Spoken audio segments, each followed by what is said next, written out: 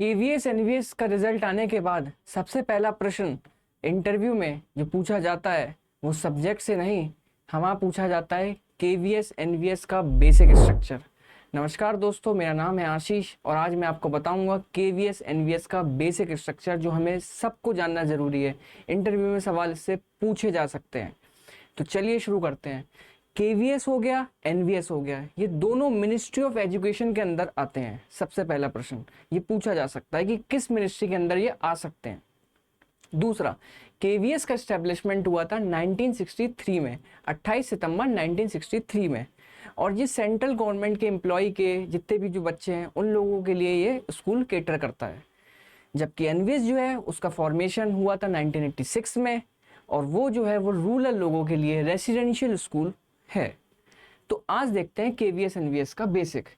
KVS NVS जो मैंने आपको बताया सेंट्रल गवर्नमेंट का मिनिस्ट्री ऑफ एजुकेशन, जिस मिनिस्ट्री ऑफ एजुकेशन के अंतर्गत आता है, ये भी बात आपको पता होना चाहिए। पैन इंडिया इसका नेटवर्क है, पूरे ऑल ओवर इंडिया में यहाँ पे देखने को मिलेगा, चाहे रूरल एरिया हो चाहे अर्बन एरिया हो, दोनों जगह पे हमें ये देखने को मिलेगा। दूसरा, ये teacher recruitment exam PGT, TGT और पीआरटी लेवल पे। अब कोई भी स्कूल जो होता है उसमें 3 लेवल पे टीचर्स को रिक्रूट करा जाता है। पहला होता है पीआरटी लेवल जो क्लास 1 से लेके 5 तक होते हैं। दूसरा होता है टीजीटी लेवल जो क्लास 6 से लेके 10 तक होते हैं। तीसरा कौन सा होता है? तीसरा होता है पीजीटी लेवल जो क्लास 11 से 12 तक में आते हैं। तो ये 3 लेवल में आपके बच्चों को स्कूल में टीचर्स पढ़ाते हैं। ऐसे ही सेम होता है एनवीएस में भी, लेकिन एनवीएस में खास बात क्या होती है, वहाँ पे टीजीटी लेवल से शुरुआत होती है, क्योंकि वहाँ पे वो जो स्टूडेंट होते हैं वो वहाँ पे पर्टिकुलर स्कूल में रहते हैं, रेसिडेंट होता है उनका वहाँ पे, तो उसे रेसिडेंशियल स्कूल्स कहा जाता है। इसमें भी जो फ्री एजुकेशन होती है, बोर्डिंग होती है, रेसिडेंशियल स्कूल्स है ये यहाँ पे लिखा हुआ भी है।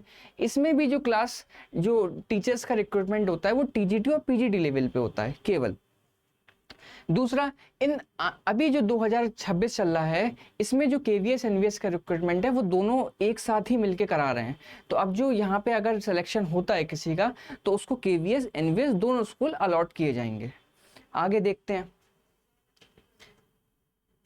आगे देखिए कि अगर मोटिवेशन क्या है, केवीएस एनवीएस में अगर जॉब लग जाएगी किस तरह से सैलरी मिलेगी, ये मोटिवेशन भी होता है कि वो हमें जानना है कि हम किस लेवल पे आएंगे, कौन सा हमें ग्रेड पे मिलेगा, कितनी सैलरी होगी, ये भी हम देखते हैं यहाँ पे।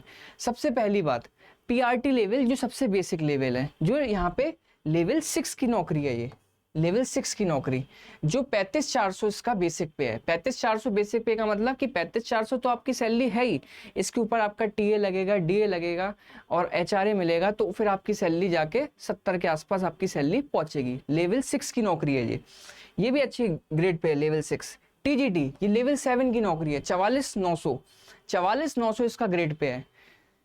पीजीटी के लेवल है लेवल 8। अब पीजीटी के जो एक, अगर आप सेंट्रल गवर्नमेंट के किसी भी अगर डिपार्टमेंट में नौकरी लेते हैं और अगर लेवल 8 पे जाते हैं तो वो ग्रुप बी की गैजेटेड ऑफिसर पोस्ट होती है, लेकिन यहाँ पे ये ग्रुप बी नहीं माना जाएगा, ये लेवल 8 की ही नौकरी है। आपको सैलरी ग्रुप बी जैसी मिलेगी, लेकिन उसका जो फैसिलिटीज है वो आपको यहाँ देखने को नहीं मिलेगा। बस यही यहाँ पे ड्रॉबैक है टीचर्स में। फिर वाइस प्रिंसिपल की लेवल 10 की नौकरी है जो 56,100 इसका बेसिक ग्रेड पे। आप देख रहे होंगे कि 47,600 से लेके 1,51 तक जा रहा है। इसका मतलब क्या है कि जब आप रिटायरमेंट तक पहुंच जाएंगे तो आपका जो लास्ट बेसिक पे होगी वो 1,51,000 होगी। प्रिंसिपल की लेवल 12 की नौकरी है, लेवल 12 पे है ये, 78,800 पे शुरुआत होता है इसका बेसिक पे। ऐसी सेम प्रोसीजर आपका एनवीएस में भी देखने को मिलेगा। आगे देखते हैं कि किस तरह से अगर मान लीजिए हमारा रिक्रूटमेंट हो जाता है पीजीटी लेवल पे या मान लीजिए टीजीटी लेवल पे, तो प्रमोशन का एस्पेक्ट क्या क्या हमें देखने को मिलेंगे इसमें। सबसे पहले, अगर आप पीआरटी पे हैं, अगर मान लीजिए आप 21 साल में पीआरटी पे अगर आप रिक्रूट हो रहे हैं केवीएस में, तो आगे होने के चांसेस क्या है कि पीआरटी से आप टीजीटी पे जाएंगे, टीजीटी से फिर आप पीजीटी पे जाएंगे, पीजीटी के बाद फिर आप जाएंगे वाइस प्रिंसिपल एडमिनिस्ट्रेटिव पाथ पे, एडमिनिस्ट्रेटिव, फिर वाइस प्रिंसिपल, फिर प्रिंसिपल, फिर आपके आखिरी जो पोजीशन होती है कमिश्नर लेवल तक आप जा सकते हैं। अगर आप 21 या 22 साल के हैं और पीजीटी पे या टीजीटी पे एंट्री ले रहे हैं तो रिटायरमेंट तक आपकी जो सैलरी होगी वो कमिश्नर लेवल की होगी, बिल्कुल सेम उसी लेवल की होगी। और सेम प्रोसीजर एनवीएस में भी आपको देखने को मिलेगा। आगे देखें, आगे देखिए, अड्डा अड्डा 24/7 एक ऐसा प्लेटफॉर्म है, अगर आप यहाँ से तैयारी करते हैं किसी भी एग्जाम की, टीचिंग हो गया, एसएससी हो गया, रेलवे हो गया, बैंकिंग हो गया, किसी भी एग्जाम की, डिफेंस हो गया, किसी भी एग्जाम की अगर आप तैयारी करते हैं, आपको कोर्स उसका परचेज करना है, तो आप ES100 ये कोड आप अप्लाई कर सकते हैं। तो आपको सबसे बेटर डिस्काउंट मिलेगा इस कोड से। जो भी कोड आप लगाएंगे उसमें सबसे बेटर डिस्काउंट ES100 से आपको देखने को मिलेगा। आपको ये क्लास कैसी लगी आप कमेंट में ज़रूर बताइए। आप लोग अपने मार्क्स बताइए कि आप पीजीटी में, टीजीटी में आपके कितने मार्क्स आ रहे हैं, कमेंट में आप लिख के बताइए, और क्या उम्मीद है आपको। और ऐसी हम इंटरव्यू से रिलेटेड जो भी सीरीज़ होगी, जो भी मतलब बेसिक सवाल पूछे जा सकते हैं, सबसे महत्वपूर्ण सवाल ये पूछा जाता है, why do you join the KVS और NVS, तो इसके आंसर आप कमेंट में लिखिए। नमस्ते एवरीवन।